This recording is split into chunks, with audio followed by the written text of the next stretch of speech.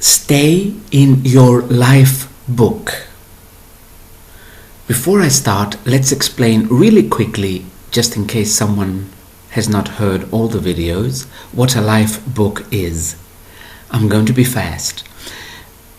Before we come to Earth, before we decide to come to Earth, we write a book or a contract or a blueprint. Most people call it the life book. And in there, we put what obstacles we would like to overcome and what it is we would like to experience. Many of us make the mistake of going into someone else's book because we like them and we want them to want us, or we want them to need us, or we get involved in their business. And then when this happens, we come out of our own book, because you cannot be in two books at the same time. So I'm only going to describe a couple of stories so we can get an idea of how we come out of our book so easily. Now, it might sound a little judgmental, but I am not being judgmental in this particular audio at all. I simply want to give a couple of stories of how things work. A friend that does the same work as I do, we call each other often. She called me this morning to tell me about a friend of hers that I knew about. I have not met him, but I knew about the guy. They are both Italian, my friend and he, and they both visit Australia for these psychic fairs every now and again. This particular guy sells things in the psychic fair. I don't want to mention exactly what he sells. And he was telling her that sales in Italy lately have not been very good. So next month he's leaving, or in 2 weeks, I forgot when, he's leaving for Australia again, and hopefully he will do better then at the psychic fair in Australia. And then my friend mentioned he's got a girlfriend now, and as soon as she said the word girlfriend, I saw that she is the reason his business is going down at the moment. I did not say anything. I was waiting for my friend to finish. And she finished it like this. He was complaining that he did not make enough money. He has not been making money for a few months. They are going to Australia, and the tickets, he paid for both tickets, cost 4,000 euros each. So it's 8,000 euros for both tickets. She flies to Australia every year, and she says, why 4,000 euros for each ticket? And he says, well, I have to go first class. Now, the moral of the story. He either wants to impress his girlfriend, or she might be beautiful and he's trying to keep her. So he has come out of his book and he has gone into hers. And this is why his business is not doing so well. It's not out of punishment that you've left the book, I'll show you, the business will go down. The universe never works like this. It's simply his business is in his book, not in hers. Also, what might be in her book is, let me see what I would do without having a lot of money. So then by him going into her book, because he is trying to keep her, hold on to her, or impress her, he also stops making a lot of money. Be very careful not to go into your lover's book because you would like to impress them or to keep them. many times I have had clients, couples, not at the same time, but they were talking. What I mean is, I did not have the couple together. I never do. But one person was saying, my business isn't going well, and the higher self was explaining this, that you put your husband's or your wife's, that you went into your husband's or your wife's life book by trying to make everything one, same bank account, same this and same that. The business is yours. It is not your husband's or your wife's. And at that moment, they understand it, but they feel like, oh my God, now what do I do? It will be so difficult to change it because it will affect the relationship. And the soul replies with, the relationship is going to break up anyway if you continue this way, because you will become broke. And this always affects a relationship. So it is really, really difficult. There is one couple I know, because I give sessions every now and again to both parties. He comes from a well-known family, a well-known business that he is in only because it is the family business. It's not what he really wants to do. She is very successful at her business. However, she has the notion that the man should be more successful than the woman. So she subconsciously sabotages her business so that he can make more money than her. Because she has this notion of a 50s couple with the white picket fence around the house, where the man brings home the bacon. It's an American saying, sorry. Where the man brings home the bread. And the woman is a nice, smiling wife. I don't know why she wants to play this role. It must be past life memory, because she's quite intelligent. And I think she was raised to be intelligent because all 4 siblings have their own business. And yet, even though she was shown this in sessions more than once, she still continues to do this, continues to try to make her husband more successful, because he should be the successful one and not her. And she has almost destroyed her business. So again, be careful. Be very careful. Just because you like having sex with somebody does not mean, well, it doesn't mean a lot of things. Just think. Another almost humorous client I had last year, I remember, he asks me, should I go to this country where my girlfriend is? I really want to, but she's telling me, don't come now because my mother is sick. I'm not mentioning countries in case these people listen. I don't want to get sued. And I said, okay, that's not really my business, but let's ask your soul. I was bored. It's like, give me a real problem, will you please? I feel like I'm dealing with a 16-year-old. So he lies down, we call his soul to ask if he should go, even though his girlfriend says, don't come now, my mother is sick and I'm busy with my mother.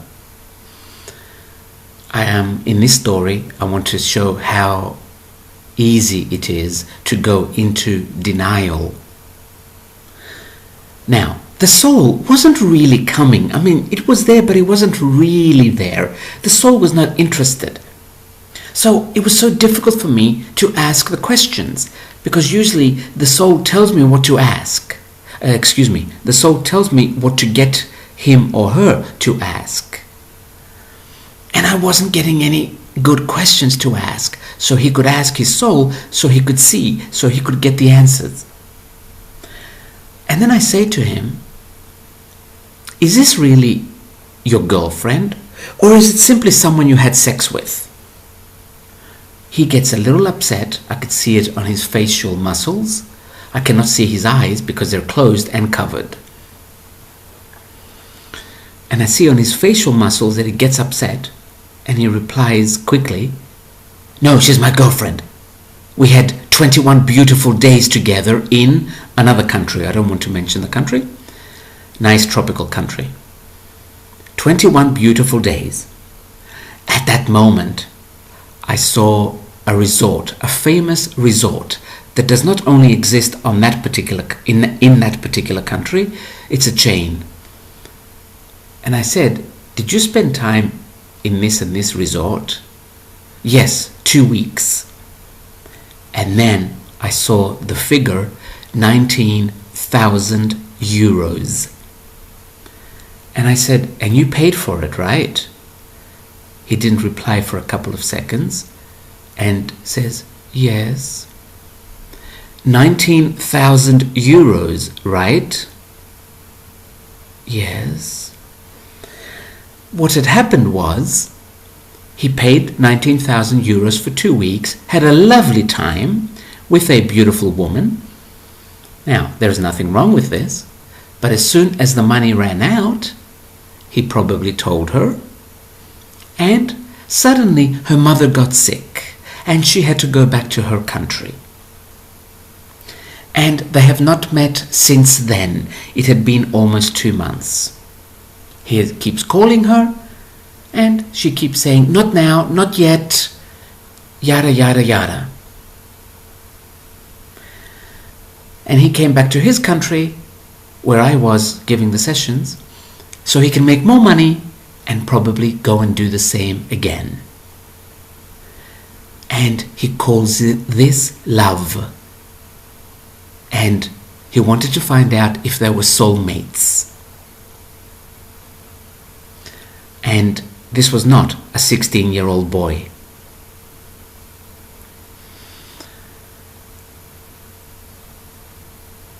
So, again, this is how we come out of our life book and we go into someone else's. Do not judge. In this case, do not judge yourself if you've done it or if you are doing it at the moment. Simply understand it so that you can stay in your book. See this image? Get a good glass of wine. A nice glass of wine or coffee, whatever it is you drink, or tea. Get a good book and stay in your book. Enrich your book. Come out of the other people's books. Enrich yours. Make yours even bigger, even richer. And observe the other person. You can say to them, if you need something, let me know. I might be able to help you. But you would have to ask me because I do not want to take away your lessons. The other person will understand. They always understand this because something inside of them rings true when you say to them, look, I don't want to take away your lessons, so whatever you might need, ask me and I'll see if I can do it or not do it. If I cannot do it, do not get upset. Don't take it personally. See, everybody talks about communicate with your lover, communicate with your partner, your husband, your wife. It's all bullshit. What kind of communication do you do when you do not say the truth? And when you do not do things because the partner will get upset or take it personally? That's not communication. That's faking it. So if you're going to be all deep and meaningful and talk about communication, say the truth. Say, listen, do not get upset when I say no. This is communication with an intelligent person. Of course, this is an oxymoron because what's an intelligent person doing being married? But anyway, I I had to throw in my bitchiness for today. Leave that. Now, for people with adult children, especially from southern cultures, Mediterranean and further down, further south,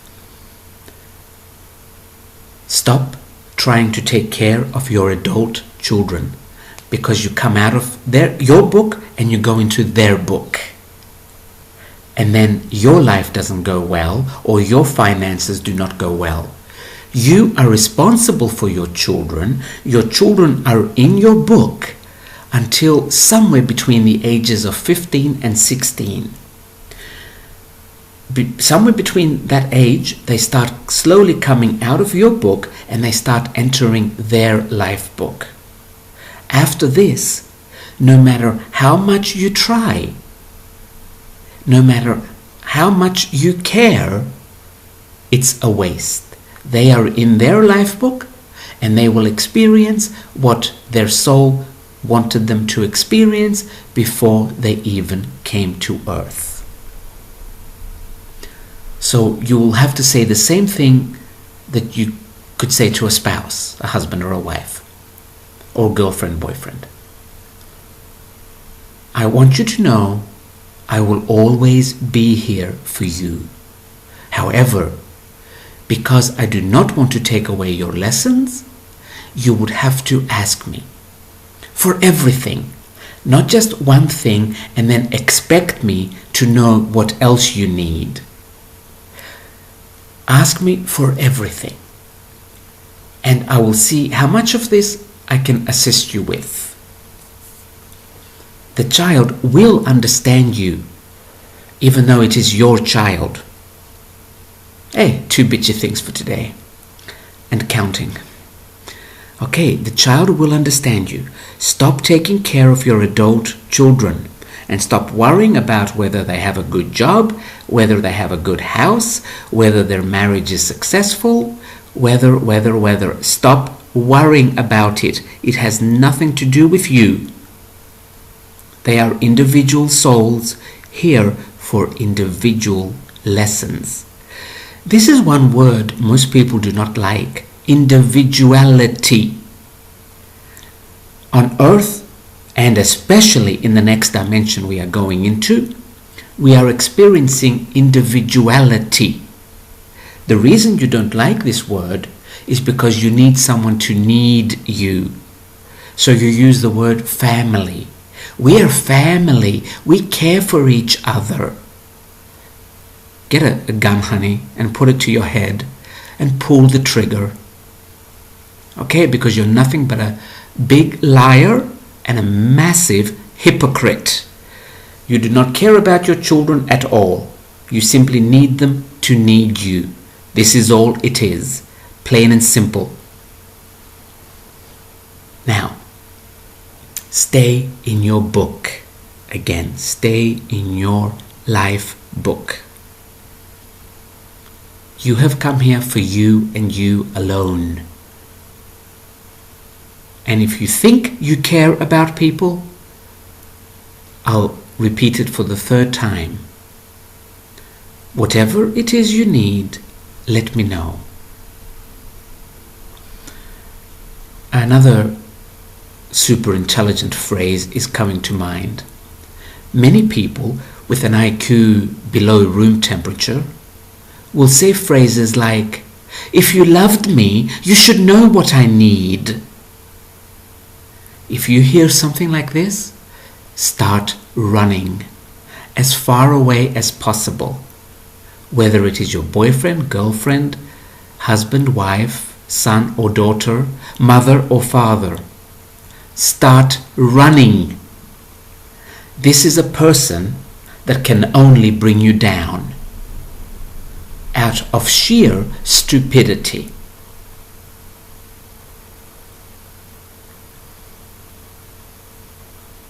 So, stay in your life book. I will leave it at this.